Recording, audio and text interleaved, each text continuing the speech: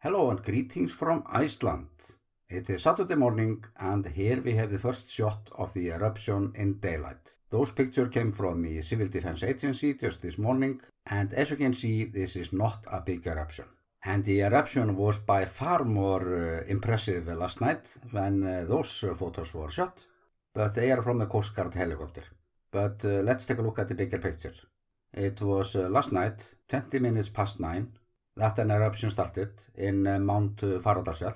It started very quietly, no tremors, so it was discovered by bypassers who saw the glow.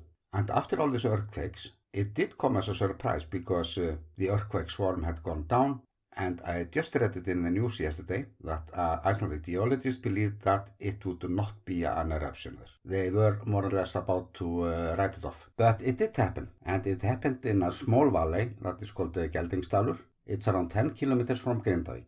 It is not posing any threats to people, infrastructure and such, and it is actually the best possible place to have an eruption. And very good news for the people in Grindavik, because as they have been saying for the last days, eruption or not, we just want this over and done with. There were so many earthquakes there. This is close to the Geldingsdalir International Airport and it was not closed. The wind was from west yesterday, carrying ash and gas to east, away from the airport. And east of the volcanic eruption we have a town called Thorlákshöfn. People there were advised yesterday to stay indoors, have their windows closed, turn their radiators up, and be prepared if volcanic gases would blow over the town. The eruption seems, however, not to be producing a lot of volcanic gases, not at this moment at least.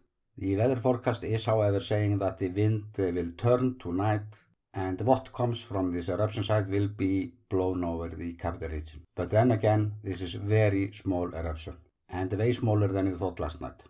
That could, however, change, so it's too early to be too optimistic at this moment. After all, we are dealing with volcanic systems that has been at rest for 781 years. And this mountain, Mount Fagradalsfjall, it has been at rest for 6,000 years, I read somewhere else I read 10,000 years. So we are looking at major event here.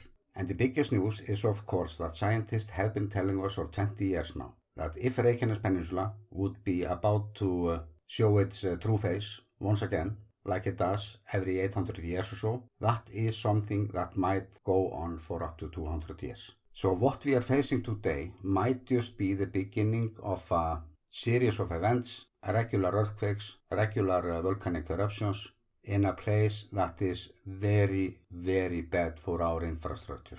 But I have already made a video about that. I'm linking to it, so I'm not going to repeat that here. So all I want to say now is that it is just so unbelievable to see this happening right in front of us. This is a region that I know very well personally. I lived for like 2 years in Grindavik. I've also lived close to the Keflavík airport. I used to drive by this place for every day for 2 years. And it is just ridiculous to have this so close to the capital. This is only 20 kilometers away from the first houses in the greater capital region. And this is just one volcanic system of 5 of them there. And when one goes off, they usually all do. So even this is just a small eruption, it might be so much more. And if you are curious about that, I have all the info on my channel. And as for today, I will add links to the description box of the video if something new happens. I want to remind you that there are 2 webcams online now, in this moment. I'm leaving a link to both of them, but I don't think it's much to see there now. The Icelandic media was covering this extremely well last night, and I'm also adding links to them because they will be updating their homepages with the new picture and such all day. There are some news in English available from the Icelandic media, but it's usually very limited. I'm adding links to that as well, but for the news in Icelandic, you can use Google Translate. It's not perfect, but it's usable. I was yesterday working on other videos about this mountain, Mount Fagradalsfjall, and I hope to be able to upload them today. At least I will be updating the links in the description of this video to make sure that you can get all the latest information as it happens.